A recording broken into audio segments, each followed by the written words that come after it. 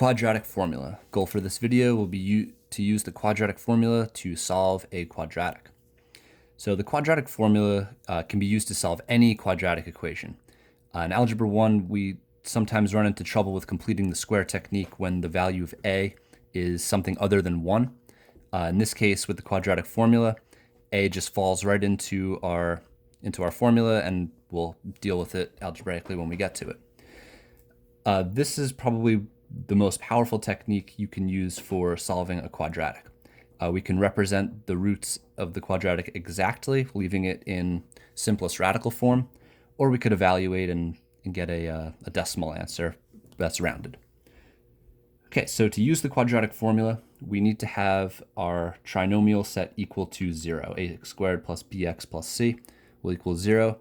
Then we can substitute a, b, and c into this formula and simplify. This quadratic formula is derived from the completing the square technique. If you were to apply the complete the square technique to this trinomial ax squared plus bx plus c, you will generate this formula, this result. So in order to do this, we need to first have this form. So it says set the equation equal to 0. So in this case, it's presented to us as y equals x squared minus 3x minus 8. And remember, we want to set it equal to 0 because the solutions are also known as the x-intercepts, or the roots of the quadratic, which are when the output is 0. So first, I will have x squared minus 3x minus 8 is equal to 0. So now my trinomial is set equal to 0. Step 2, I need to identify what a, b, and c are. So in this case, my a is 1, my value for b is negative 3, and my value for c is negative 8. So a is the coefficient of x squared. If you don't see a number there, it's a 1. B is the coefficient of x. Since it's being subtracted, I have a negative 3. And c is the constant, once again negative, since I'm subtracting it. Once we have a, b, and c identified, we can substitute it into the formula and simplify. So x will equal negative b. So we have a negative as part of the formula, and my b term happens to be negative. So I'll have negative from part of the formula, then the number negative 3, plus or minus the square root of b squared. I'll remember to contain this in parentheses, because if it's not, it will negate the square. Minus 4 times a times c, all over 2 times a. Okay, pay very close attention to where this division bar is. It's everything on the right-hand side of the equal sign. So this negative 3 is also in the numerator of this fraction. Okay, so from here we can simplify each piece. If I negate a negative 3, that will become a positive 3. Then underneath my radical, I can simplify everything that I see here. It may be easiest to just do this all at once in the calculator. So I'll have my negative 3 that's being squared minus 4 times 1 times negative 8. And that gives me a 41. And that's all being divided by 2. From here, we'll check to see if the 41 can be simplified by finding a perfect square that may multiply to it. To check this, we can go to the calculator, to the y equals screen, 41 divided by x, and then scroll down our list to see if any of these values happen to be perfect squares. And unfortunately, we will not see any perfect square that multiplies to 41. So this will actually be our final answer in exact form. We have found the exact root. So 3 plus or minus the square root of 41 over 2, that's our value for x. Many times the answer to problems like this will not be very pretty. They will not be integers, but they will be exact and accurate. Okay, so let's do a couple practice examples. Step 1, we need to set this equation equal to 0. Last time we were given a y equals, and we just made the y into a 0. But this time we're equal to a number. Whenever you're equal to something that's not 0, you simply need to remove it from that side of the equation. I'll subtract 6 from both sides. Neither of these are whole numbers, so I can't subtract 6 from it, or they're not like terms with the 6. So I'll just put the negative 6 on the end. X squared plus x minus 6 equals 0 because 6 minus 6 cancels out to 0. Now that I have my quadratic equal to 0, I can identify a, b, and c. A is 1, b is also 1, and c is negative 6. Once I have a, b, and c identified, I can substitute it into the quadratic formula. X equals negative b plus or minus the square root of b squared minus 4 times a times c, all being divided by 2 times a. So I've placed the 1s for a, I've placed the another 1s for b, and everywhere I saw c, I replaced with a negative 6. From here we can simplify each piece. X is equal to negative 1 plus or minus the square root, and now we can simplify. 1 squared minus 4 times 1 times negative 6. 1 squared minus 4 times 1 times negative 6. That gives us 25, all divided by 2. In the last example, 41 could not be simplified any further, the square root of 41. But here we have the square root of 25, which happens to be a perfect square. When we have a perfect square, we can evaluate it. The square root of 25 is 5. And now that we have all whole numbers, we can split this apart into a plus and a minus. So we'll have our two roots. X is equal to negative 1 plus 5 divided by 2. Or x is equal to negative 1 minus 5 divided by 2.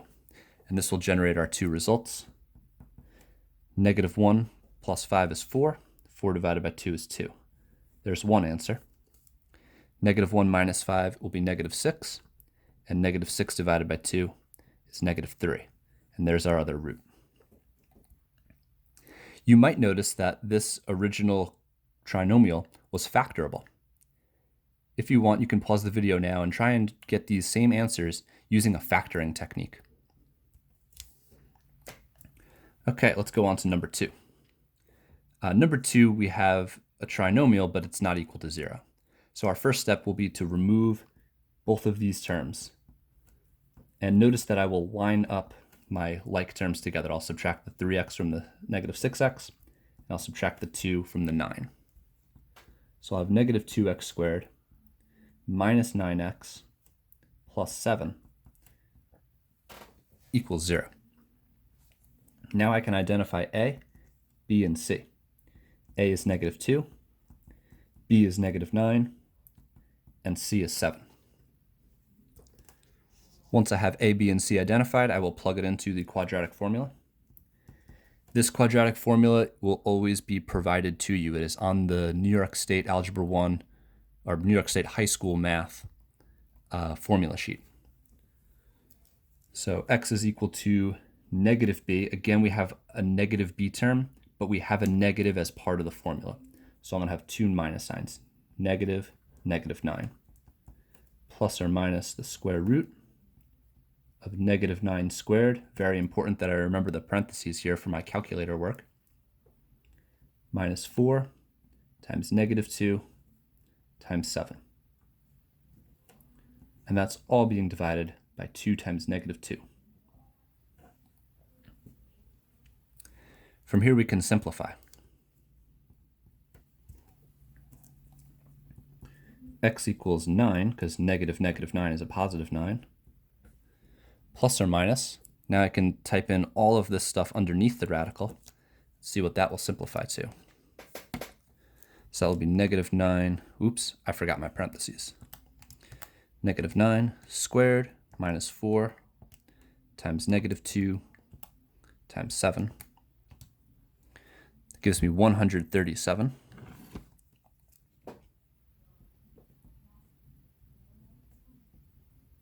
And 2 times negative 2 will be negative 4. Okay, from here, we can check to see if 137 can be simplified. We'll know if it can be simplified if 137 is divisible by a perfect square. So my perfect squares will start with 4, because that's 2 squared, then 9, 16, 25, and I'm looking to see that I have whole numbers for both x and y. 36 will be the next perfect square, because that's 6 squared. 49 will be 7 squared. And 64. And I notice really once these columns switch with when x becomes larger than y, your list is finished. So there will be no perfect square that multiplies to 137. So if we're looking for the exact roots, this will be the answer. Sometimes when we're working with application problems, something like this, an exact answer, is just not very practical.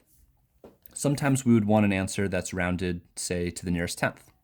If we were to do that with an answer like this, we would simply need to find 9 plus the square root of 37 divided by 4 as one answer, and 9 minus the square root of 137 divided by negative 4 as the other answer. So let's do that. X equals 9 plus the square root of 137, all being divided by 4. And we can use the calculator for this. This will be irrational. 9 plus the square root of 137. Now, since I'm dividing both of these terms by 4, with my calculator work, I'm going to get a result here first, and then divide that by the negative 4.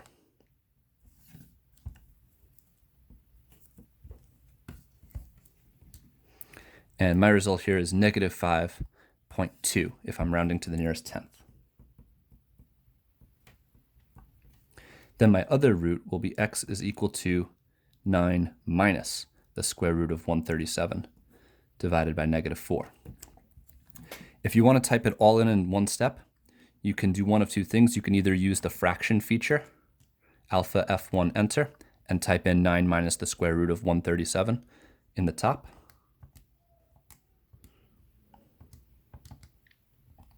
Divide that by negative 4, and that will give us 0.7. An alternate way to do this in one step is to use parentheses around your numerator. 9 minus the square root of 137 divided by negative 4. And that gives the same result. So you just have to make sure you contain your binomial numerator in a brackets or in parentheses. Okay, so here's our two answers rounded to the nearest tenth. These are not exact results because they're rounded, but they may be more practical and more meaningful in some application problem.